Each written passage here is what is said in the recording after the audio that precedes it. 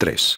El corazón y la razón. Este es mi secreto, dijo el zorro. Es muy sencillo. No se ve bien si no es con el corazón. Lo esencial resulta invisible para los ojos. Antoine de Saint-Exupéry, El Principito. Herbert von Karajan dijo en una ocasión que solo vivía para la música. Sin duda no sabía hasta qué punto era cierto. Murió precisamente el año en que se jubiló, tras 30 al frente de la Orquesta Filarmónica de Berlín. Pero lo más sorprendente es que 2 psicólogos austríacos podrían haberlo predicho. 12 años antes habían estudiado la manera en que el corazón del maestro reaccionaba frente a sus diversas actividades, habían registrado las mayores variaciones cuando dirigía un fragmento especialmente cargado de emociones de la obertura Leonora III de Beethoven. De hecho, bastaba con que escuchase de nuevo dicho fragmento para que se observase casi la misma aceleración del ritmo cardíaco. En esta composición había fragmentos más difíciles físicamente para un director de orquesta. Y no obstante, en Karajan no producían más que débiles aumentos del ritmo cardíaco. En cuanto al resto de sus actividades, Karajan parecía tomárselas menos a pecho. El hacer aterrizar su avión privado o un despegue casi catastrófico no tenían gran importancia para su corazón. El corazón de Karajan estaba totalmente inmerso en la música. Y cuando el maestro la dejó, su corazón no le siguió. ¿Quién no ha oído la historia de un vecino anciano que ha muerto pocos meses después que su esposa? ¿O el de una tía abuela que murió poco después de perder a su hijo? La sabiduría popular diría que se les había partido el corazón. Durante mucho tiempo, la ciencia médica ha tratado este tipo de incidentes con un absoluto desprecio, considerándolos simples coincidencias. Hace tan solo 20 años que diversos equipos de cardiólogos y psiquiatras se han dedicado a estudiar estas anécdotas. Han descubierto que el estrés es un factor de riesgo incluso más importante que el tabaco en lo concerniente a las enfermedades del corazón. También han descubierto que una depresión a continuación de un infarto predice la muerte del paciente en los 6 meses siguientes con más precisión que ninguna medición de la función cardíaca. Cuando el cerebro emocional se desajusta, el corazón sufre y acaba por agotarse. Pero el descubrimiento más sorprendente es que esta relación tiene doble sentido. En cada instante, el equilibrio de nuestro corazón influye en nuestro cerebro. Algunos cardiólogos y neurólogos han llegado incluso a hablar de un sistema corazón-cerebro indisociable. Si existiera un medicamento que permitiese armonizar esta relación íntima entre corazón y cerebro, tendría efectos beneficiosos sobre el conjunto del organismo. Retrasaría el envejecimiento, reduciría el estrés y el cansancio, acabaría con la ansiedad y nos protegería de la depresión. Por la noche, nos ayudaría a dormir mejor. Y durante el día, a funcionar el máximo de nuestras capacidades de concentración y precisión. Y sobre todo, al equilibrar la relación entre cerebro y cuerpo, nos permitiría establecer con mayor facilidad ese estado de fluir, sinónimo de bienestar. Sería un antihipertensor, un ansiolítico y un antidepresivo todo en uno. Si existiese, no habría médico que se resistiera a recetarlo. Al igual que el flúor para los dientes, los gobiernos acabarían incluso poniéndolo en el agua. Pero ese medicamento milagroso todavía no existe. Sin embargo, desde hace poco disponemos de un método sencillo y eficaz, al alcance de todo el mundo, que parece crear, precisamente, esas condiciones de armonía entre corazón y cerebro. Este método es de invención reciente, y son varios los estudios que ya han demostrado sus efectos beneficiosos para el cuerpo y las emociones de aquellos que lo dominan, incluido un rejuvenecimiento de su fisiología. Para comprender cómo es eso posible, debemos en primer lugar fijarnos un poco en el funcionamiento del sistema corazón-cerebro, el corazón de las emociones. Sentimos las emociones en el cuerpo, no en la cabeza. Eso al menos parece que está claro. Ya en 1890, William James, profesor de Harvard y padre de la psicología estadounidense, escribió que una emoción era ante todo un estado corporal, y solo después una percepción en el cerebro. Basaba sus conclusiones en la experiencia ordinaria de nuestras emociones. Efectivamente, no decimos que tenemos el miedo en el cuerpo, o que sentimos el corazón ligero, entre otras expresiones. Haríamos mal en ver en esas frases solo expresiones retóricas. Son representaciones muy precisas de lo que sentimos cuando nos hallamos en diversos estados emocionales. De hecho, desde hace poco se sabe que el intestino y el corazón cuentan con sus propios circuitos de algunas decenas de miles de neuronas que son como pequeños cerebros en el interior del cuerpo. Estos cerebros locales son capaces de tener sus propias percepciones, de modificar su comportamiento en función de estas, e incluso de transformarse a raíz de sus experiencias. Es decir, de alguna manera, de formar sus propios recuerdos. Además de disponer de su propio sistema de neuronas semiautónomo, el corazón también es una pequeña fábrica de hormonas. Secreta su propia reserva de adrenalina, que libera cuando tiene necesidad de funcionar al máximo de sus capacidades. También segrega y controla la liberación de otra hormona, el ANF, que regula la tensión arterial. Y, finalmente secreta su propia reserva de oxitocina, la hormona del amor. Esta se libera en la sangre, por ejemplo, cuando una madre amamanta a su bebé, cuando dos seres se hacen la corte, y en el transcurso del orgasmo 6. Todas estas hormonas actúan directamente sobre el cerebro. Al final, el corazón hace participar a todo el organismo de las variaciones de su vasto campo electromagnético, que se puede detectar a varios metros del cuerpo, pero del que todavía se desconoce el significado. Así pues, está claro que la importancia del corazón en el lenguaje de las emociones no es solo una imagen. El corazón percibe y siente. Y cuando se expresa, su influencia alcanza toda la fisiología de nuestro organismo, empezando por el cerebro. Para Marie estas consideraciones estaban lejos de ser puramente teóricas. A los 50 años, sufría desde hacía tiempo de ataques repentinos de ansiedad que podían sorprenderla en cualquier lugar y momento. En primer lugar, su corazón empezaba a latir con demasiada rapidez. Un día, en el transcurso de una recepción, se le aceleró súbitamente el corazón y tuvo que apoyarse en el brazo de un hombre al que no conocía, pues no sentía las piernas. Esta incertidumbre constante sobre el comportamiento de su corazón la tenía muy preocupada. Empezó por reducir sus actividades.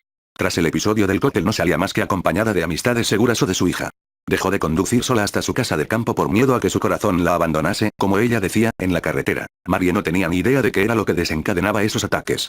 Era como si su corazón decidiese, de repente, que estaba aterrado por algo de lo que ella no tenía conciencia. Sus pensamientos se tornaban entonces confusos, inquietos, y el resto del cuerpo empezaba a vacilar. El cardiólogo le diagnosticó un prolapso de la válvula mitral, una afección benigna de una de las válvulas del corazón que, le dijo, no debía inquietarla.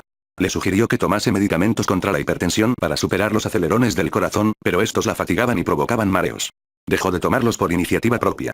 Cuando la recibí en la consulta, yo acababa de leer un artículo en el American Journal of Psychiatry, según el cual el corazón de algunos de esos pacientes respondía muy bien a los antidepresivos, como si las aceleraciones intempestivas tuviesen su origen en el cerebro en lugar de al nivel de la válvula.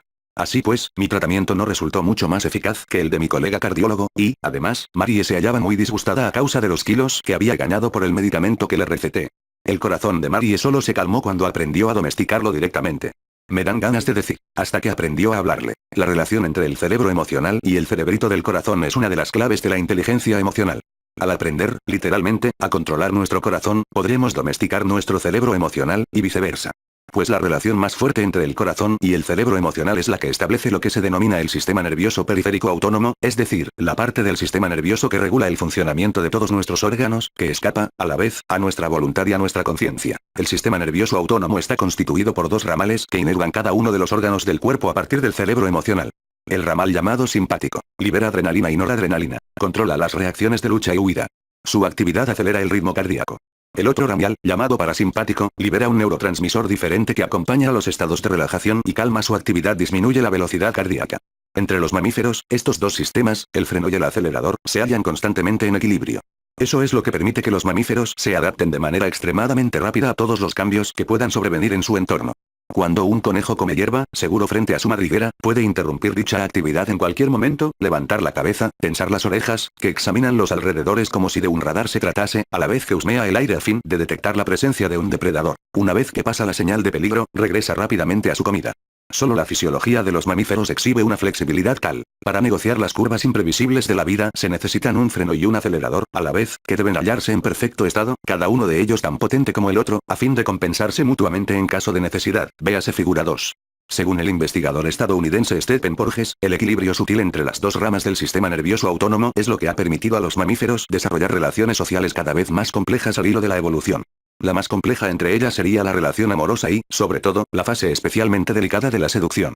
Cuando un hombre o una mujer que nos interesa nos mira y el corazón se nos sale del pecho, o nos ponemos a rugir, es que nuestro sistema simpático ha apretado el acelerador, tal vez demasiado.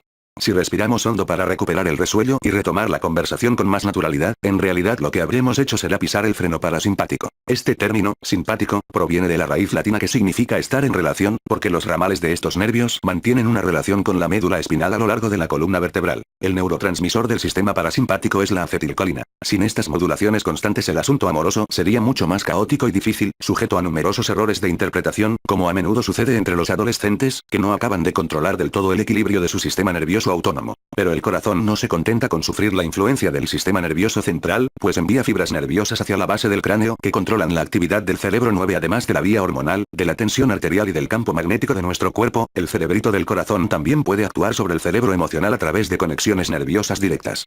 Y cuando el corazón se desajusta, se lleva con él al cerebro emocional. Eso es justamente lo que le sucedía a Marie. El reflejo directo del vaivén entre el cerebro emocional y el corazón es la frecuencia normal entre los latidos del corazón. Como las dos ramas del sistema nervioso autónomo se hallan siempre en equilibrio, siempre están a punto de acelerar o disminuir la velocidad del corazón. El intervalo entre dos latidos sucesivos nunca es idéntico. Esta variabilidad es muy sana en sí misma porque es señal de buen funcionamiento del freno y el acelerador y, por tanto, de toda nuestra fisiología. No tiene nada que ver con las arritmias que padecen algunos pacientes. Los ataques súbitos de taquicardia, esas aceleraciones brutales del corazón que persisten durante algunos minutos, o las que acompañan los ataques de ansiedad, son síntomas de una situación anormal en la que el corazón ha dejado de estar sometido al efecto regulador del freno parasimpático. Por el contrario, cuando el corazón late con la regularidad de un metrónomo, sin la menor variabilidad, es señal de enorme gravedad. Los tocólogos han sido los primeros en reconocerlo. En el feto, durante el parto, refleja un sufrimiento posiblemente mortal que vigilan muy de cerca. También entre los adultos, pues se considera que el corazón no empieza a latir con tanta regularidad más que algunos meses antes de la muerte. Caos y coherencia. He descubierto mi propio sistema corazón-cerebro en la pantalla de un ordenador portátil. Me hicieron pasar la yema de un dedo sobre una pequeña varilla unida al ordenador. El ordenador medía simplemente el intervalo entre los latidos sucesivos que detectaba en la yema de mi índice. Cuando el intervalo era un poco más corto, mi corazón había latido más rápido, sobre la pantalla se producía una súbita ondulación en una línea azul. Cuando el intervalo se alargaba, mi corazón había descendido un poco la velocidad de su latir, la línea descendía. En la pantalla podía ver el zigzaguear azul de la línea, que iba de arriba a abajo sin razón aparente. Con cada latido, mi corazón parecía adaptarse a algo, pero no había ninguna estructura reconocible entre picos y valles, las aceleraciones y frenazos. La línea que se iba dibujando parecía la cresta caótica de una cadena montañosa. Aunque mi corazón latiese a una media de 62 latidos por minuto, en un instante podía aumentar a 70 para luego descender a 55, sin que pudiera discernir el porqué. La técnica a cargo de la prueba me aseguró que era la frecuencia normal del ritmo cardíaco. A continuación me pidió que efectuase un cálculo mental. Reste 9 a 1356, y después continúe restando 9 a cada cifra que obtenga. Lo llevé a cabo sin demasiadas dificultades, aunque no resultaba agradable ser sometido a esa prueba ante el grupo de curiosos observadores que descubrían este sistema al mismo tiempo que yo. No pasó mucho tiempo, con gran sorpresa por mi parte, antes de que el trazado se tornase todavía más irregular caótico, y la media de mis latidos trepó hasta 72. 10 latidos más por minuto, y solo porque estaba manipulando algunas cifras. El cerebro es un devorador de energía. O bien se trataba del estrés por tener que realizar esos cálculos en voz alta y en público. La técnica nos explicó que, como el trazado se había tornado más irregular al tiempo que mi ritmo cardíaco se aceleraba, eso era señal más de ansiedad que de un simple esfuerzo mental. Y no obstante, yo no sentía nada. A continuación me pidió que dirigiese mi atención a la región cardíaca y que intentase evocar un recuerdo agradable o feliz. Me sorprendió. En general, las técnicas de meditación o de relajación exigen que se vacíe el espíritu para alcanzar la calma interior, no que se evoquen recuerdos agradables, pero hice lo que me pedía y sorpresa. Al cabo de pocos segundos, la línea sobre la pantalla cambió por completo. Las irregularidades imprevisibles se convirtieron en una sucesión de suaves oleadas, en una onda regular, flexible y elegante. Como si mi corazón alternase ahora tranquila y regularmente entre aceleración y disminución progresivas.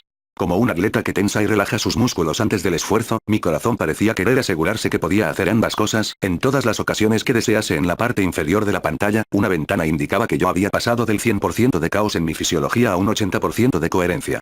Para obtener tal resultado me había bastado con acordarme de algo agradable y concentrarme en mi corazón. En el curso de los últimos 10 años la existencia de programas de ordenador como ese del que acabo de hablar nos ha permitido describir dos modos característicos de variación del ritmo cardíaco, el caos y la coherencia. Por lo general, las variaciones son suaves y caóticas. Acelerones y frenazos se suceden sin ton ni son, de forma dispersa e irregular.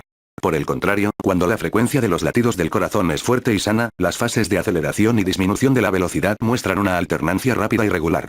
Eso es lo que produce la imagen de una onda armoniosa, que describe perfectamente el término de coherencia del ritmo cardíaco. Entre el nacimiento, cuando la frecuencia es más intensa, y la proximidad de la muerte, cuando es más baja, perdemos alrededor del 3% de variabilidad al año. Es señal de que nuestra fisiología va perdiendo su flexibilidad de manera progresiva, de que cada vez le resulta más difícil adaptarse a las variaciones de nuestro entorno físico y emocional. Es señal de envejecimiento.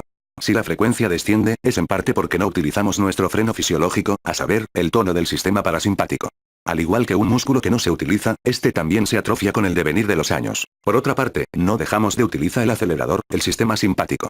Así pues, al cabo de decenas de años este régimen, nuestra fisiología se parece a un coche que puede avanzar sin pisar el freno o acelerar brutalmente, pero que se ha tornado casi incapaz de frenar. El descenso de la frecuencia de los latidos del corazón está asociado a un conjunto de problemas de salud ligados al estrés y al envejecimiento. Hipertensión, insuficiencia cardíaca, complicaciones de la diabetes, infarto, muerte súbita e incluso cáncer.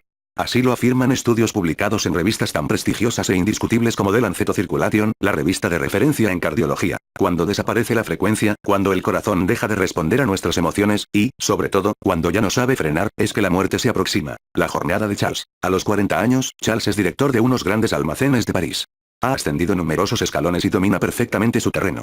Solo que, desde hace unos meses, padece de palpitaciones que le inquietan mucho y por las cuales ha consultado a varios cardiólogos, sin que hayan podido descubrir la mínima dolencia. Ahora ha llegado a un punto en que ha decidido dejar de practicar deporte porque tiene miedo de que le desencadene un ataque y que vuelva a acabar en urgencia. Anda con ojo cuando hace el amor a su esposa por temor a forzar demasiado su corazón. Según él, sus condiciones de trabajo son totalmente normales y no más estresantes que otras. No obstante, a lo largo de nuestras sesiones me entero de que le encantaría dejar su puesto, a pesar de todo el prestigio que entraña. De hecho, el presidente del grupo suele mostrarse despreciativo cínico. A pesar de vivir en un medio agresivo, Charles continúa siendo un ser sensible al que hieren los comentarios desagradables o severos de su jefe.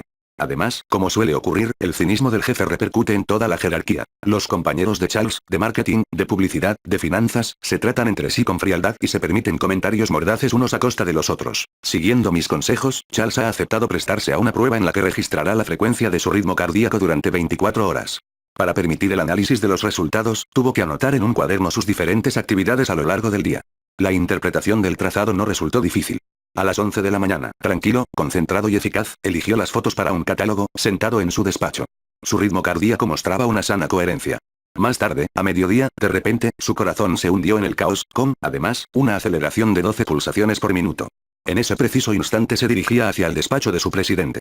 Un minuto después, su corazón latía todavía más rápido y el caos era total. Este estado persistía durante 2 horas. Acababa de oírse decir que la estrategia de desarrollo que llevaba semanas preparando era nula y que, si no era capaz de organizarla de manera más clara, más valdría que dejas que se ocupase otro directivo. Al salir del despacho de su jefe, Charles padeció el típico episodio de palpitaciones, que le había obligado a salir del edificio para calmarse. A mediodía tuvo una reunión. El registro mostraba otro episodio caótico de más de 30 minutos. Cuando le pregunté al respecto, Charles primero fue incapaz de recordar lo que podría haberlo provocado, pero al reflexionar más se acordó de que el director de marketing había comentado, sin mirarle a la cara, que los temas de los catálogos futuros encajaban mal con la nueva imagen que la empresa quería promocionar. De regreso a su despacho, el caos se había calmado y había cedido su lugar a una coherencia relativa. En ese momento, Charles se hallaba ocupado revisando un plan de producción del que se sentía muy orgulloso. A última hora de la tarde, en los embotellamientos de tráfico, su nerviosismo se tradujo directamente en otro episodio caótico. Una vez que llegó a casa, abrazó a su esposa e hijos, y a eso le siguió una fase de coherencia de 10 minutos. ¿Por qué solo 10 minutos?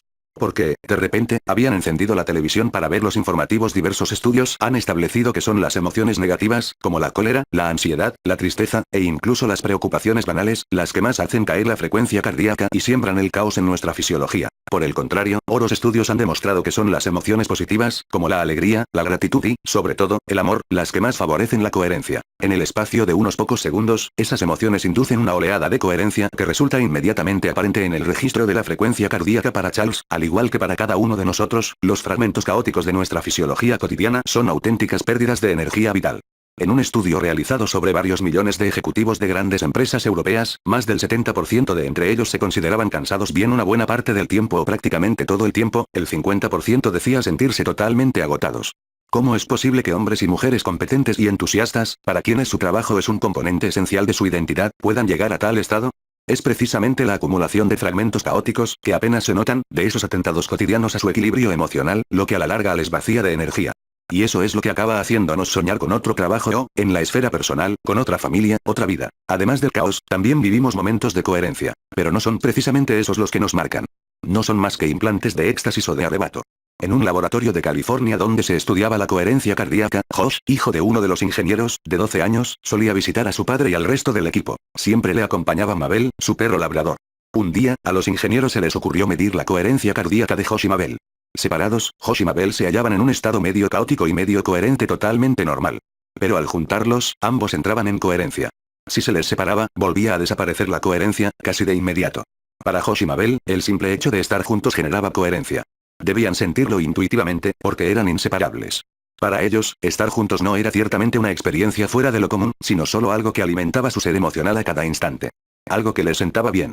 Algo que hacía que Josh nunca se preguntase si no sería mejor vivir con otro perro, ni a Mabel con otro dueño. Su relación les proporcionaba coherencia interior, que hallaba resonancia en su corazón. El estado de coherencia cardíaca también influye en el resto de los ritmos fisiológicos. En particular, la frecuencia natural de la tensión arterial y la de la respiración se alinean rápidamente con la coherencia cardíaca, y estos tres sistemas se sincronizan. Se trata de un fenómeno comparable al alineamiento en fase de las ondas luminosas en un rayo láser, que precisamente se designa con la palabra coherencia. Esta alineación es la que proporciona la energía y la potencia al láser. La energía que una bombilla de 100 vatios disipa inútilmente en todas direcciones bastaría para perforar un agujero en una placa de metal si estuviera canalizada mediante una alineación en fase. La coherencia del ritmo cardíaco representa una economía real de energía para el organismo. Sin duda, esta es la razón por la que, 6 meses después de una jornada de formación en coherencia cardíaca, el 80% de los ejecutivos citados anteriormente dejaron de considerarse agotados. Y también eran 6 veces menos propensos a sufrir insomnio, y 8 veces menos numerosos a considerarse tensos. Da la impresión de que basta con detener la pérdida inútil de energía para recuperar la vitalidad natural. En el caso de Charles, algunas sesiones de formación sobre coherencia ante el ordenador le permitieron controlar sus palpitaciones. Eso no tiene nada de misterioso ni de mágico.